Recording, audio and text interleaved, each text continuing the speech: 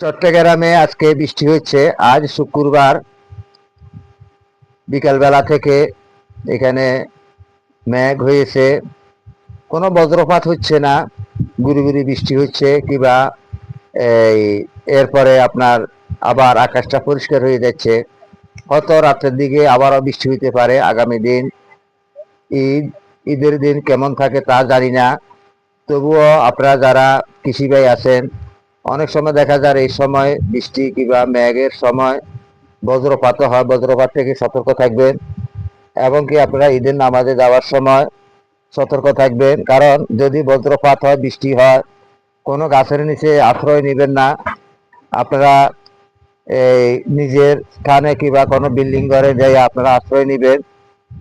আর আপনাদের আশেপাশে যারা আছে তাদেরকেও আপনারা সতর্ক করবেন, কারণ এটা আপনার আমার সকলেরই নৈতিক দায়িত্ব সতর্ক হওয়া, সতর্ক করা।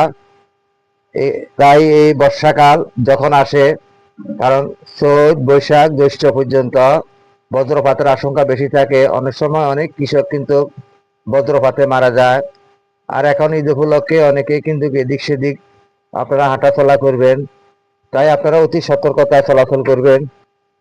এই যে আকাশে কিন্তু মেঘ এখন চলে যাচ্ছে, কারণ এখনকার বর্তমান বৃষ্টি আসতেছে, চলে যাবে, আবার হঠাৎ করে বজ্রপাত নামবে। দেখেন এখানে কিন্তু উত্তর দিকে অনেকটাই মেঘ। এখনকার মেঘগুলা কিন্তু বেশিরভাগ উত্তর উত্তর পশ্চিম দিক থেকে কিন্তু ঘনীভূত হয়ে আসবে। আর বেশিরভাগ বজ্রপাতের আশঙ্কা থাকে, শিলাবৃষ্টির আশঙ্কা থাকে।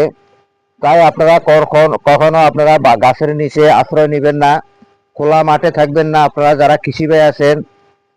তাই আপনারা সব সময় সতর্ক থাকবেন, অন্যদেরকেও সতর্ক করে দিবেন। সকলকে সেই প্রত্যাশা জানিয়ে আমি ইউটিউব চ্যানেল ও ফেসবুক পেজের পক্ষ থেকে আন্তরিক ভালোবাসা জানিয়ে আগাম ঈদের শুভেচ্ছা জানিয়ে এখান থেকে বিদায় নিচ্ছি। আসসালামু আলাইকুম রহমতুল্লাহ বারকাতুহু।